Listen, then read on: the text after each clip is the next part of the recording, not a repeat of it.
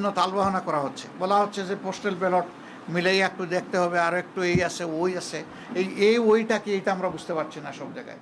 ত্রয়োদশ জাতীয় সংসদ নির্বাচনে শান্তিপূর্ণ পরিবেশে বিপুল সংখ্যক ভোটার অংশ নেয় দেশবাসীর প্রতি কৃতজ্ঞতা জানিয়েছে জামায়াতে ইসলামী। তবে নির্বাচনের ফলাফল ঘোষণার প্রক্রিয়া নিয়ে অসন্তোষ প্রকাশ করেছে দলটি। শুক্রবার সকাল 8:15 জামায়াতের ভেরিফাইড ফেসবুক পেজে দেয়া এক পোস্টে এ অসন্তোষ প্রকাশ করা হয়। এই বিষয়গুলো কিন্তু সুস্থ ধারা রাজনীতির পরিচয় বহন করে না, এগুলো অসুস্থ ধারার রাজনীতি। দলের অফিসিয়াল ফেসবুক পেজে দেওয়া ওই পোস্টে বলা হয়, দিনভর ইতিবাচক ও শান্তিপূর্ণ পরিবেশে ভোট গ্রহণে অংশ নেওয়ার জন্য নাগরিকদের প্রতি তারা আন্তরিক কৃতজ্ঞতা জানায়।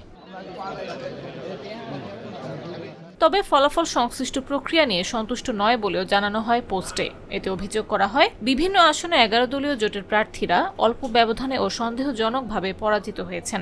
পাশাপাশি বেসরকারি ফলাফল ঘোষণায় বারবার অসঙ্গতি ও গরমিল, নির্বাচন কমিশনের পক্ষ থেকে ভোটার উপস্থিতির হার প্রকাশে অনীহা এবং প্রশাসনের একটি অংশ বড় একটি দলের পক্ষে ঝুঁকে পড়ার ইঙ্গিত, এসব বিষয়ে ফলাফল প্রক্রিয়ার স্বচ্ছতা নিয়ে গুরুতর প্রশ্ন সৃষ্টি করেছে বলে দাবি করা হয়।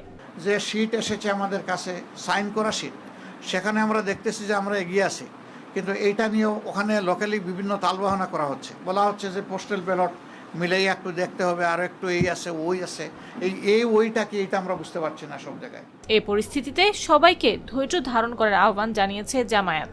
11 দলীয় জোটের আনুষ্ঠানিক কর্মসূচির জন্য অপেক্ষা করতে বলা হয়েছে। জানবেন, আপনাদেরকে জানাবো, ইনশাআল্লাহ, ফি আমানিল্লাহ।